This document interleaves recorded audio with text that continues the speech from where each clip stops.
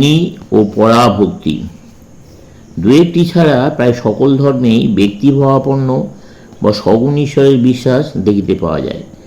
বৌদ্ধ ও জৈন ধর্ম ব্যতীত বোধহয় জগতের সকল ধর্মেই সগুণ ঈশ্বরের ধারণা আছে, এবং সগুণ ঈশ্বর মানলেই সঙ্গে সঙ্গে ভক্তি ও উপাসনার ভাব আসিয়া থাকে। বৌদ্ধ ও জৈনরা যদি সগুণ ঈশ্বরের উপাসনা করে না, কিন্তু অন্যান্য ধর্ম অবলম্বীরা যেভাবে সগুণ ঈশ্বরের উপাসনা করে, বৌদ্ধ ও জৈনরা ঠিক সেইভাবে নিজ নিজ ধর্মের প্রতিষ্ঠাতাগণের পূজা করিয়া থাকে। কোনো উচ্চতর পুরুষকে ভালোবাসিতে হয়, যিনি আবার মানুষকে ভালোবাসিতে পারেন। ভক্তি ও উপাসনা করিবার এই ভাব সর্বজনীন। নানাবিধ ধর্মের বিভিন্ন স্তরে এই ভক্তি উপাসনার ভাব বিভিন্ন পরিমাণে বিকশিত দেখিতে পাওয়া যায়। সাধনের নিম্নতর স্তর বাহ্য অনুষ্ঠান বহুল, ওই অবস্থায় সূক্ষ্ম ধারণা একরূপ অসম্ভব। সুতরাং মানুষ সূক্ষ্ম ভাবগুলিকে নিম্নতম স্তরে টানিয়া আনিয়া স্থূল আকারে পরিণত করিতে চায়। ওই অবস্থাতেই নানাবিধ অনুষ্ঠান, ক্রিয়া পদ্ধতি এবং সঙ্গে সঙ্গে নানাবিধ প্রতীকও আসিয়া থাকে। জগতের ইতিহাস আলোচনা করলে সর্বত্রই দেখিতে পাওয়া যায় যে মানুষ প্রতীক বা বিভিন্ন ভাব প্রকাশক রূপের মাধ্যমে সূক্ষ্মকে ধরিবার চেষ্টা করিতেছে। ধর্মের বাহ্য অঙ্গ, ঘণ্টা, সঙ্গীত, শাস্ত্র, প্রতিমা, অনুষ্ঠান প্রভৃতি ওই পর্যায়ভুক্ত। যা কিছু ইন্দ্রিয়গুলির প্রীতিপ্রদ, যা কিছু অমূর্ত ভাবকে মূর্ত করিবার সহায়তা করে, তাহাই মানুষ উপাসনার উদ্দেশ্যে কাজে লাগায়। সময়ে সময়ে সকল ধর্মেই সংস্কারকগণ আবির্ভূত হইয়া সর্বপ্রকার অনুষ্ঠান ও প্রতীকের বিরুদ্ধে দণ্ডায়মান হইয়াছেন, কিন্তু তাহাদের চেষ্টা ব্যর্থ হইয়াছে। কারণ মানুষ যতদিন বর্তমান অবস্থায় থাকিবে, ততদিন অধিকাংশ মানবী এমন কিছু স্থূল মূর্ত বস্তু ধরিয়া থাকিতে চাইবে, যাহা তাহাদের ভাবরাশির আধার হইতে পারে। এমন কিছু চাইবে যাহা তাহাদের অন্তরের ভাবময়ী মূর্তিগুলির কেন্দ্র হইবে। মুসলমান ও প্রতিষ্ঠানরা সর্বপ্রকার অনুষ্ঠান পদ্ধতি উঠাইয়া দেবার উদ্দেশ্যেই তাদের প্রভূত চেষ্টা নিয়োজিত করিয়াছেন, কিন্তু আমরা দেখিতে পাই তাহাদের ভেতরেও অনুষ্ঠান পদ্ধতি ধীরে ধীরে প্রবেশ করিয়াছে। এগুলির প্রবেশ নিবারণ করা যায় না। অনুষ্ঠান পদ্ধতির বিরুদ্ধে দীর্ঘ সংগ্রাম করিয়া জনসাধারণ একটি প্রতীকের পরিবর্তে অপর একটি গ্রহণ করে মাত্র।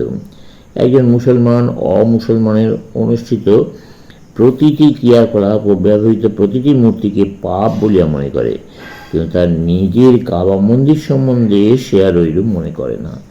প্রত্যেক ধার্মিক মুসলমানকে নমাজের সময় ভাবিতে হয় যে সে কাবা মন্দিরে রহিয়াছে, এবং সেখানে তীর্থ করিতে গেলে তাকে ওই মন্দিরের দেয়ালে অবস্থিত কৃষ্ণপ্রস্তরটিকে চুম্বন করিতে হয়। তার বিশ্বাস ওই কৃষ্ণপ্রস্তরের মুদ্রিত লক্ষ লক্ষ তীর্থযাত্রীর চুম্বন চিহ্নগুলি বিশ্বাসীগণের কল্যাণের জন্য শেষ বিচারের দিনে সাক্ষ্য দেবে। তারপর আবার জিম কূপ রইয়াছে। মুসলমানরা বিশ্বাস করেন ওই কূপ হইতে যে কেউ একটু জল তুলিবে তাহাই পাপ ক্ষমা করা হইবে, এবং পুনরুত্থানের পর নতুন দেহ পাইয়া সে অমর হইয়া থাকিবে। অন্যান্য ধর্মে দেখিতে প্রায় প্রতীক একটি গৃহের রূপ ধরিয়া প্রবেশ করিতেছে। প্রতিষ্ঠানদের মতে অন্যান্য স্থান অপেক্ষা গির্জা অধিকতর পবিত্র। তাদের পক্ষে এই গির্জা একটি প্রতীক মাত্র। তারপর আছে শাস্ত্রগ্রন্থ। অনেকের ধারণা অন্যান্য প্রতীক অপেক্ষা শাস্ত্র পবিত্রতর প্রতীক। ক্যাথলিকগণ যেমন সাধুগণের মূর্তি পূজা করে, প্রতিষ্ঠানটা তেমনি ক্রুশকে ভক্তি করে। প্রতীক উপাসনার বিরুদ্ধে প্রচার করা বৃথা। কেনই বা আমরা উহার বিরুদ্ধে প্রচার করিব? মানুষ এই সকল প্রতীকের উপাসনা করিতে পাইবে না, ইহার তো কোনো যুক্তি নাই।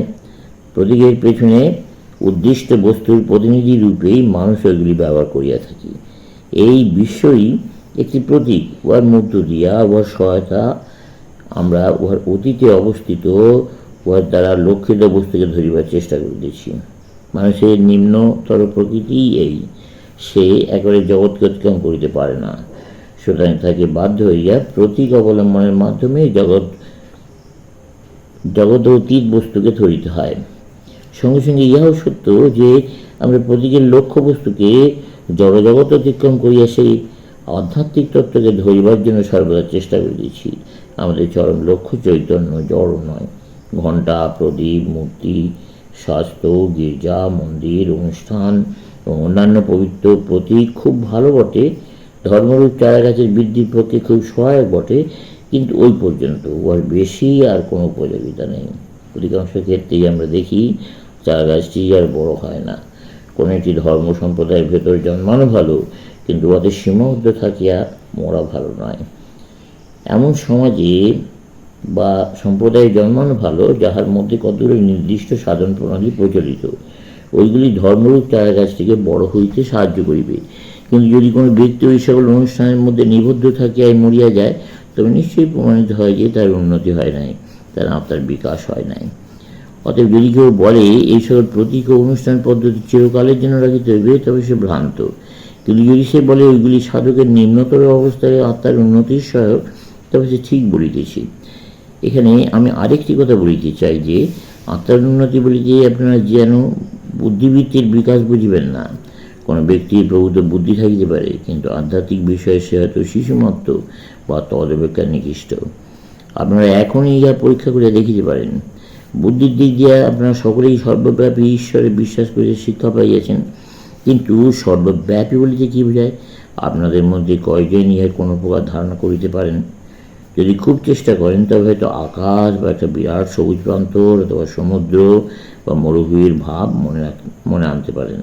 অবশ্য যদি শেষের দুইটি আপনি দেখিয়া থাকেন, এগুলি সবই জড় প্রতিমূর্তি, এবং যতদিন না আপনারা সূক্ষ্মকে সূক্ষ্মরূপে, আদর্শকে আদর্শরূপে ভাবিতে পারেন, ততদিন এই সকল জড়বস্তির প্রতিমূর্তির সাহায্য আপনাদেরকে লইতেই হইবে।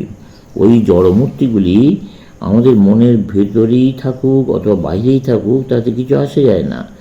আপনারা সকলেই জন্মগতভাবে পৌত্তলিক, এবং পৌত্তলিকতা ভালো, কারণ ওরা মানুষের প্রকৃতিগত। কেউ উহা অতিক্রম করিতে পারে, কেবল সিদ্ধ ও দেব মানবগণই পারেন। বাকি সকলেই পৌত্তলিক। যতদিন আপনারা এই বিভিন্ন রূপ ও আকার বিশিষ্ট জগৎ প্রপঞ্চ দেখিতেছেন, ততদিন আপনারা পৌত্তলিক। আপনারা কি জগৎরূপ এই প্রকাণ্ড পুতুলের পূজা করিতেছেন না? যে বলে আমি শরীর, সে তো জন্মগতভাবে পৌত্তলিক। আপনারা সকলেই আত্মা, নিরাকার আত্মা স্বরূপ, অনন্ত চৈতন্য স্বরূপ। আপনারা কখনোই জড় নন।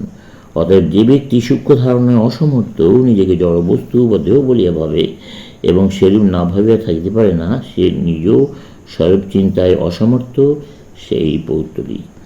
তথাপি দেখুন কেমন মানুষ পরস্পর বিবাদ করে, একজন আরেকজনকে পৌত্তলিক বলিয়া গালি দেয়, অর্থাৎ প্রত্যেকে নিজ নিজ উপাস্য পুতুলকে ঠিক মনে করে এবং অপরের উপাস্য পুতুলকে ভ্রান্ত মনে করে। অতএব আমাদেরকে এই সকল শিশুজনিত ধারণা হতে নিজেদের মুক্ত করিতে হইবে। আমাদেরকে অজ্ঞজনচিত বৃথা বাদানুবাদের উচ্চে উঠিতে হইবে। এদের মতে ধর্ম কতগুলি অসার কথার সমষ্টি মাত্র, কতগুলি প্রণালীবদ্ধ মতবাদ। ইহাদের মতে ধর্ম কেবল কতগুলি বিষয়ে বিরাট বুদ্ধির সম্মতি বা অসম্মতি প্রকাশ মাত্র। ইহাদের মতে ধর্ম পুরোহিতগণের কতগুলি বাক্যে বিশ্বাস মাত্র। ইহাদের মতে ধর্ম পূর্বপুরুষগণের কয়েকটি বিশ্বাস সমষ্টি। ইহাদের মতে ধর্ম কতগুলি ধারণা ও কুসংস্কারের সমষ্টি। জাতীয় ধর্মীয় উত্তরাধিকার বলিয়াই তারা সেগুলি ধরিয়াছেন। আমাদেরকে এই ভাবের ঊর্ধ্বে উঠিতে হইবে, দেখিতে হইবে সমগ্র মানব জাতি যেন একটা প্রকাণ্ড প্রাণী, ধীরে ধীরে আরও কেউ অন্য কেউ আবর্তিত হইতেছে। উহা যেন এক আশ্চর্য বৃক্ষ শিশু, ধীরে ধীরে অবিভক্ত হইয়া এক অমূর্ত সত্যের দিকে অগ্রসর হইতেছে, যে সত্যের নাম ঈশ্বর। এবং উহার ওই সত্য অভিমুখে প্রথম গতি, প্রথম ঘূর্ণন সর্বদা জড়ের মধ্য দিয়া, অনুষ্ঠানের মধ্য দিয়াই হইয়া থাকে। ইহা এড়াইবার উপায় নেই, চলবে।